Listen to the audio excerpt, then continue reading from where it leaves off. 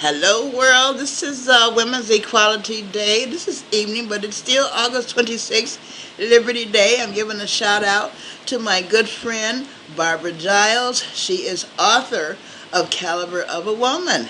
And I just wanted her to be in this video today. And she's sitting by the red, black, and green flag, which was on August the 13th, 1920, Marcus Garvey declared this to be our heritage flag. That was August 13, 1920, after 4 months of debate in New York City, and it should be raised. Obama should raise our culture flag. Everybody got a flag except African Americans. But let's continue now with Barbara. Barbara, tell us about Caliber of a Woman and what you plan on doing.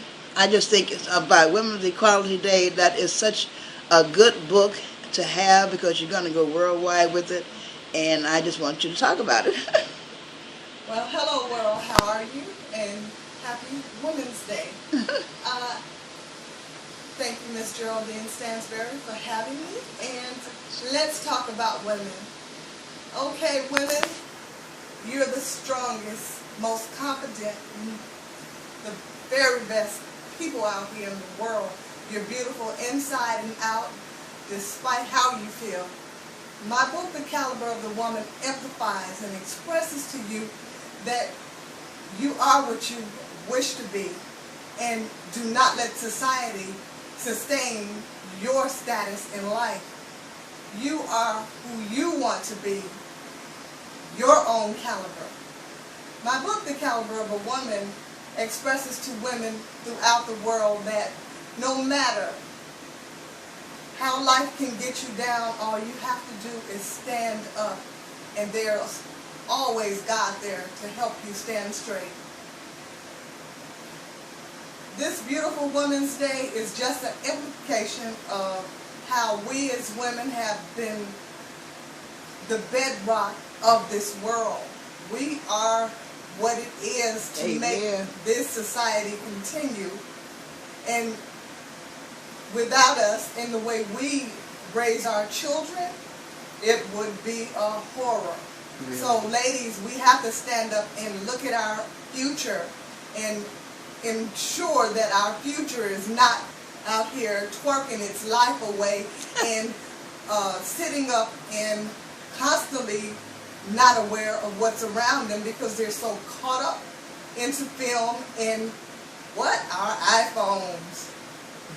They need to be aware of what's happening around them, the life around them, because if they're stuck in an iPhone, it'll pass them by.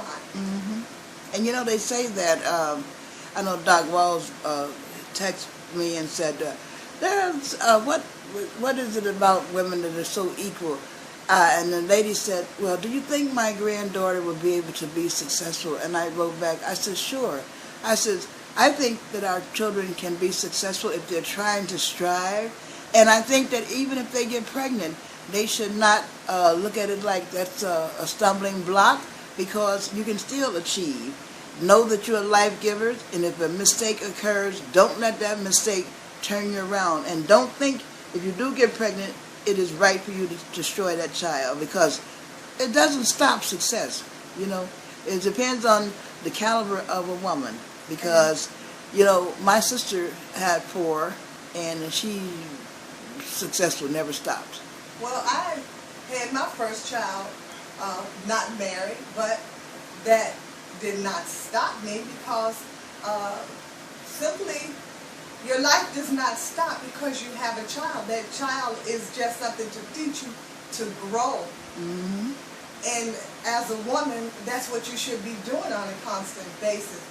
You should be growing. Mm-hmm. Don't let society put you in a little box, a little square box, and systematically say you are this, that, and the other, and you're destined to be this, that, and the other. Mm-hmm. You're not. Your destination lies within you, because you're the thinker, you're the mover, you're the shaker. And if you let society box you in, you're going to stay boxed in. I will never let anyone box me in. But you know what, like I said, that's the caliber of a woman, because when I think about my sister Joanne, she had children before any of us. Now, my mother died when I was 12, And I noticed that it affected me so severely that I had abortions before I had children. And I lived a lot of my life fearful and in denial, and until I woke up to the fact that I was just too insecure. I'm older than she is. She's 2 years younger than me. She had her children as a young person. She kept on. Now, my nephew is a PhD psychologist with clinics in downtown Indianapolis. That's one of her children. She got twins. Angela is a scientist for Eli Lilly's. She just got a high promotion. She's Scientist of the Year. She's also an entrepreneur and own houses. She got Vanessa and Michael. You know, and she never stopped. And she's probably somewhere now with her boyfriend. She's got a boyfriend and they're traveling and she's selling. But I say it was her unfearfulness. I was affected. And I chose another way. I chose abortion. You chose what society said was right for you to do because you weren't married. Yes, I did. Because I went to Planned Parenthood and they said, come on, have this abortion. And I know everyone had their ideals because your body is yours. Mm-hmm. But to destroy a child, take up biology and see the miracle that you actually will be creating and the miracle you will actually be destroying. Really? I took up microbiology in school, and after looking at what complications the body goes through to produce a child, the miracle within it itself, I said, no one should ever kill. No one should ever kill, because this is a miracle and we don't even realize it. Really? And everyone wants to have the perfectly genetic sized child. Yeah. What God made, I think He made it pretty damn well. Yeah. So this here, it's fine. It's great. It's dandy. Mind straight, and genetics don't enhance anything. Because when I look back and see, when I finally woke up to the wrongness of what I did and repented, really and truly and seriously. And then God blessed me with 3 sons. My oldest son was still a child. He died at South Chicago Hospital. And then I had 2 other, I have 2 sons now. But when I think about my grandchildren, I said, you know, I'm so blessed, because some people who do that never are blessed to have children. And some people tell me, well, since you had children, why are you speaking out? I said, because it was still, God still want me to say what He showed me. He still want me to tell the world it was wrong, regardless of whether I have children and grandchildren. Some people say, well, you shouldn't, if you don't have to do it, if you have to. I said, but a sin is a sin. I'm called for the pro-life. My organization is not a political organization to change bad laws. Not just abortion, though, because it's no dash there. We mean changing all kind of bad laws. So, but that's one of them. Well, see, even in that, in my book, The Caliber of the Woman, it emphasizes the full circumference of strength a woman has to become.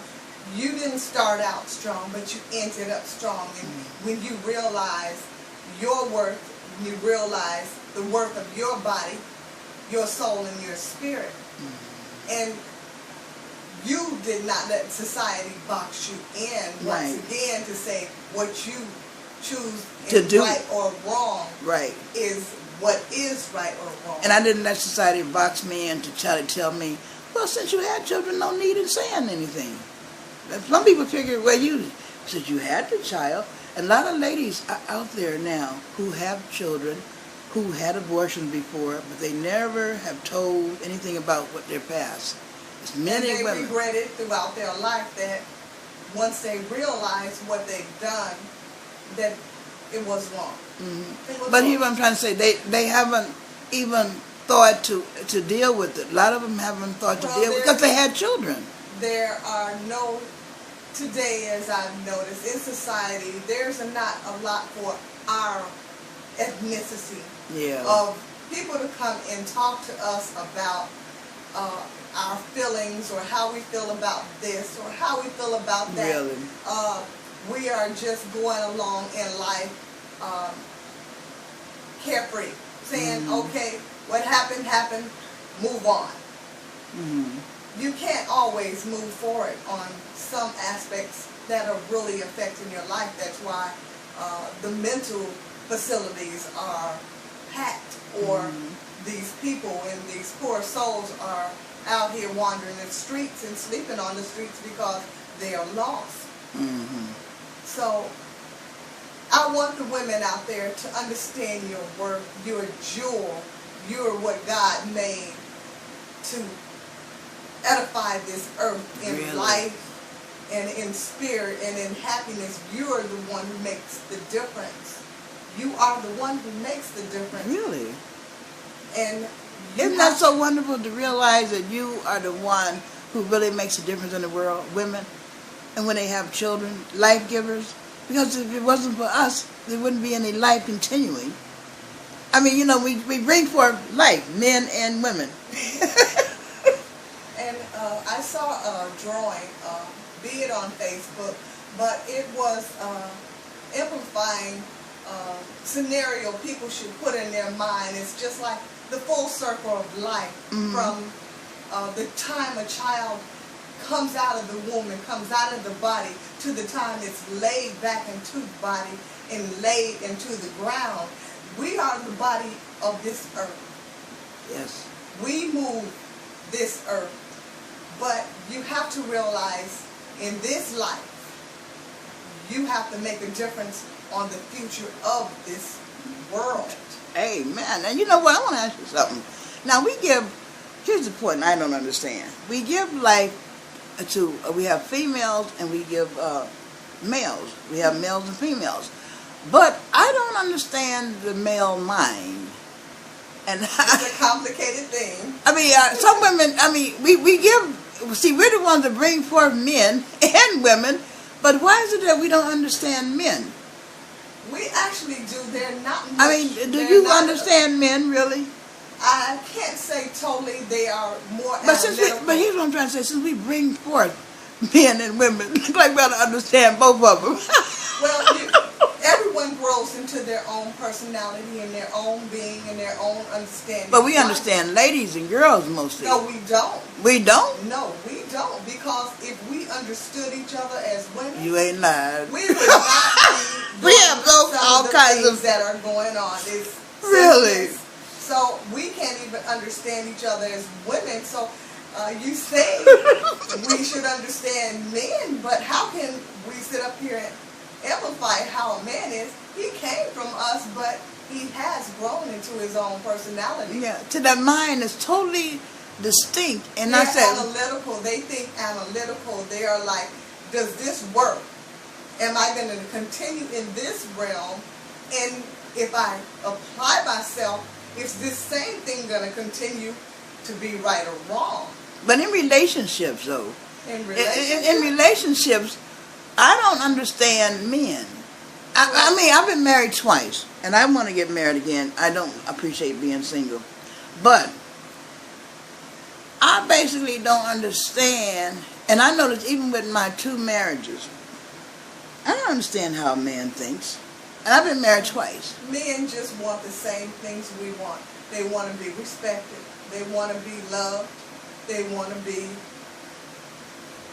how can I say this? They want to be appreciated. Nothing more than what we ourselves want. So their sensitivity is the same as what we want. It is what we want, but we make it more complicated. We make it more complicated. No, but I'm saying, is a man more gregarious, or is he more prone to be a type of person that looks for every lady or want to go to bed with every lady? We don't seem to have. We don't have that. I don't have the idea of I want to go to bed with everybody, or if I don't have the wondering eye if I'm in a relationship. Well, but as we were talking about in my book, The Caliber of the Woman, men, just like women, they'll only let you go so far. They'll only let you go so far in the same way. We only let them go so far. When you say go so far, what do you mean? Go so far in disrespect. Okay. Go so far in sexual acts. Go so far in anything. A man is not going to let a woman rape them. Really? No. Really? They will not let a woman rape them. How can a woman rape a man in the first place? There are ways. I'm sure there are ways. I haven't tested you said that a man would not let a woman rape them, you're absolutely right. They would not let a woman rape them. But then I'm trying to figure out, how could you rape a man in the first place? Believe me, I found ways to do it. Just like they have found ways to have babies by them, and they never wanted the baby. So yeah, Lord says anything is possible, and it is. That's right. So, but women, they have to be more compassionate and stop the unnecessary arguing amongst ourselves. Yes. Comparisons amongst ourselves. You are beautiful. You're so beautiful. You don't understand the beauty and within yourself. You just don't understand it because we have been taught not to love ourselves. But there's so much beauty inside of us that and we should have more. Can't be contained. We should have more sisterhood among us ourselves. In other First, words, we have to love ourselves. Right. And that's the problem. We have been put into such a box that even with the Olympic star Gabby Douglas, they're comparing her hair. Oh, why would they do that? Are you serious? This woman young lady has went around the world. Some places people can't go around the block. She has been around the world performing to her best abilities, and you would like to find fault? And the point is, here's the point. They know that people wear afros, so you're not saying nothing to the girl that wear afros. Why would you say something to the girl that does not have an afro? Just make sure you accomplish yourself. Don't worry about the hair. Don't worry about the dress. Don't worry about the But I'm just trying to figure out what made them pick up on this issue about her hair. Because it is a self-hatred, a self-destruction. Jealousy of the girl's talent. They had to find something. Find your own talent. You believe people don't understand what talents they have because they have not tried to find out. They're still stuck in that square box that says you're not talented, you're not educated, you're not rich enough, you're not beautiful enough, you're not this, you're not that. Take a deep look at yourself because you're everything. You are everything that this world wants. And in your books you said that you're going to go international with your caliber of a woman, right? I want every woman to feel the beauty and to understand they're special. They are diamonds. They are diamonds. You have to understand the analogy behind a diamond. A diamond is what? It's dirt. It's dirt that's pressurized for years, pressurized under the earth to become a diamond. And the only way it becomes seen is once the dirt has been removed and shined and polished and put on a little piece of gold. But it's already a jewel before it got to that gold. Right. It's already pressurized. It's been put under the earth. It's been stepped on, crushed and everything. But it has to be brought up and polished. And that's all women need. They have to understand that you are a diamond. You've been stepped and crushed and molded and remolded. Now is the time to be and allow yourself to be cleaned up and polished and shine and show that inner beauty that you have. And everyone in the world are going to stare at you. They're going to stare at you like, wow, look at the beauty of that person. They don't look all the way, all the time at how fat you are or how fat your rear is. They want to see the inside. They want to see the inside. They want to see what that pressure has brought up. It's brought up the best. That is very poetic. Barbara, you know what, you just said Geraldine. Now you know my name, Ernestine. Miss Ernestine Standberry always. Oh yeah, you know what, this is someone really... must be talking about me, but that's okay, Miss This is so wonderful that we are doing this on the eve of August 26th, Liberty Day 2016. Fantastic. You know, Barbara, I also want you back on the show when I start studio. So you just keep in touch and let me know when you're going to be on. Please check out my book, The Caliber of a Woman. It's at Barnes & Noble. It's on Amazon. I have my own website called thecaliberofawoman.com. And if you so desire, I'm having an awesome event October the 8th, 2016. Please join me and Andre Williamson, Ecstasy, plus Mr. Sean Morgan in an event to honor our survivors of prostate and breast cancer and educate them on how to better improve their life and reach out to people who are suffering with prostate and breast cancer. Is that going to be at the, where we had it last year? Yes. What's that